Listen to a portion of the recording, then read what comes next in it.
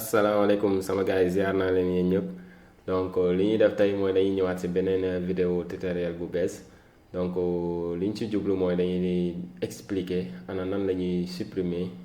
bruit de fond bi nga xamante ne nii moo am ci suñu enregistrement audio yi des fois mën nañ utiliser suñu smartphone suñu téléphone portable pour enregistrer ay audio wala suñu dictaphone wala bépp jumtuwaay boo xamante ne nii mën nañ ci enregistrer ay audio mais des fois dafay enregistrer ay bruit de fond yi mooy benn ay bruit yi nga xamante ne nii day am ci ginnaaw suñu wax ji suñu kàddu gi te bruit yooyu des fois bu ñu koy déglu c'est pas agréable donc léegi loolu la ñuy jéem a def pour supprimer pour expliquer leen en tout cas naka la ñuy def ba supprimer bruit de fond yooyu nga xamante ne ni moo am ci suñuy enregistrement audio. donc li ñuy def mooy dañuy utiliser benn logiciel gratuit bu tudd Audacity donc logiciel gratuit la ku nekk mën na ko télécharger ci Google Play ci Google am na version Mac OS version Windows ak version Linux léegi bu ko defee ñu dem ubbi logiciel bi comme que télécharger woon nañ ko déjà Audacity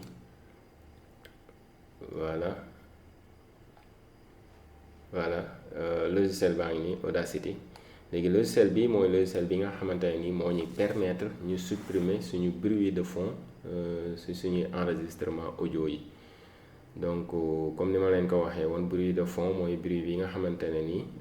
dafa nekk ci ginnaaw enregistrement bi soit mën na nekk ngelaw buy romb micro bi jëlaale ko muy suus di def wala di suus wala mu nekk sax yeneen nit yu nekk ci suñu ginnaaw di wax est-ce que comprendre nga loolu yëpp ay bruit de fond la bruit yoo xamante ne nii bëgguñu mu feeñ ci suñuy enregistrement audio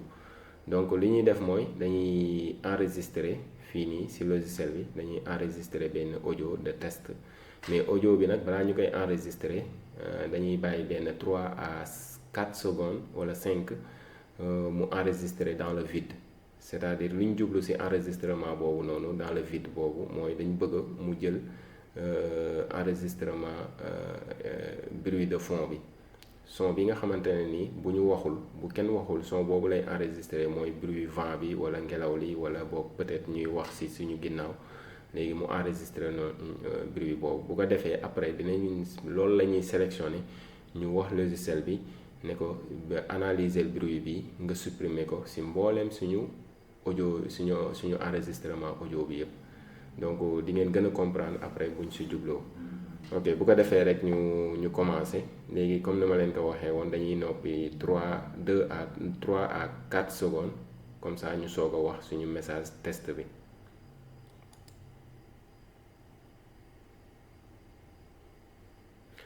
ok gars yi bon lii mooy message test bi nga xamante ne nii dañ ko def pour expliquer gars yi ana nan la ñuy supprimer bruit de fond yi avec le logiciel gratuit Audacity. ok gars yi dégg ngeen bon actuellement ni enregistrement bi jeex na léegi buñ ko playé ngeen déglu.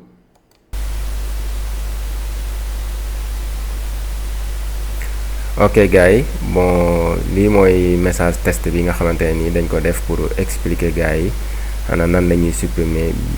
bruit de fond yi avec le logiciel gratuit Audacity. ok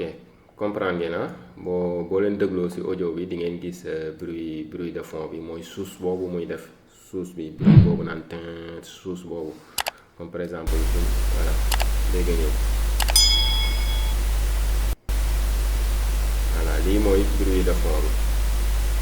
bi léegi nag lii la ñuy jéem a supprimer ci mbooleem enregistrement bi yépp donc bu doon ay nit la yuy wax ci ginnaaw voix nit yooyu noonu ñu supprimer ko ci mbooleem enregistrement bi léegi li ñuy def mooy dañuy sélectionner zone bi gis ngeen loolu tax noppi bi ñu noppi woon mu enregistrer dans le vide moo am solo parce que après moo ñuy permettre ñu mën a supprimer audio yooyu en tout cas bruit boobu ci mbooleem enregistrement bi léegi moom la ñuy sélectionner lépp donc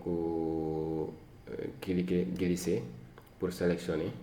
léegi bu ñu ko sélectionner zone bi gis ngeen léegi après dañuy wax logiciel bi mu analyser audio bi bruit bi ci zone bi mu supprimer ko ci l'ensemble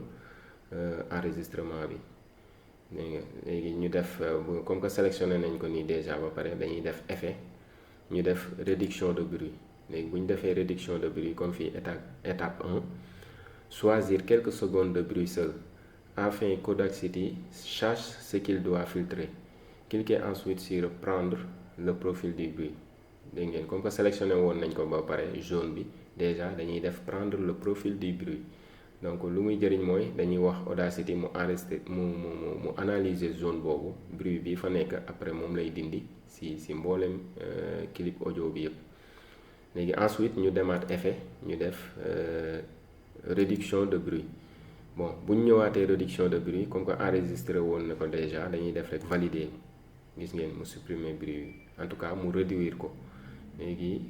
ñu play ngeen xool.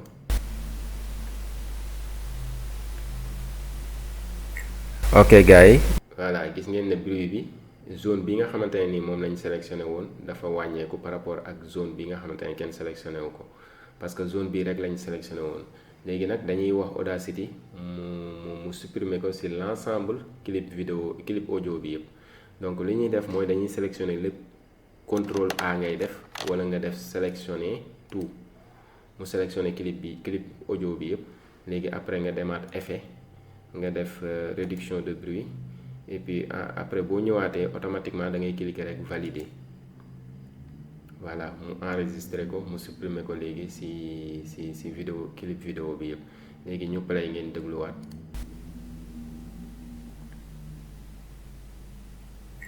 ok gars yi bon lii mooy message test bi nga xamante ne nii dañ ko def pour expliquer gars yi ana nan la ñuy supprimer bruit de fond yi avec le logiciel gratuit Audacity. gis ngeen comprendre ngeen instant bi réduire na bruit bi mais boo xoolee des na ba tey. léegi bu la neexee procédure boobu ñu def mën nga ko reprendre ko en tout cas ba ngeen am satisfaction totale. donc comme que des na tuuti ñun li ñuy def mooy dañ koy defaat. donc dañuy xoolaat zone yi nga xamante ne nii moo enregistré dans le vide moo enregistré bruit de fond yooyu wala ñu jël fin bi. voilà ñu demaat def effet réduction de bruit et puis prendre le profil du bruit et puis ñu defaat effet réduction de bruit ñu def valider mu supprimer ko. léegi ñu def contrôle A ñu defaat effet réduction de bruit et puis ñu defaat valider mu supprimer ko ci mboolem vidéo bi. gis ngeen actuellement nii benn trait bu fin la indi. loolu mooy won ne léegi bruit bi dañ na ci l'ensemble suñu enregistrement audio bi yëpp. léegi ma play ngeen déglu. dégg ngeen instant bi amul benn bruit. ok gars yi bon lii mooy message test bi nga xamante ne nii dañ ko def pour expliquer gars yi ana nan la ñuy supprimer bruit de fond yi avec le logiciel gratuit Audacity. ok gars yi dégg ngeen instant bi supprimer nañ bruit bi carrément suñu voix rek mooy feeñ. donc si loolu mën ngeen répéter procédure bi ba ngeen am satisfaction totale. ok lii moo doon vidéo explication bi tutoriel bi en tout cas maa ngi leen di remercier et puis di leen ñaax ngeen enregistrer ngeen abonné ci chaîne bi pour ngeen mën a jot yeneen vidéo explication yi di ñëw. ok merci beaucoup je vous salue tous.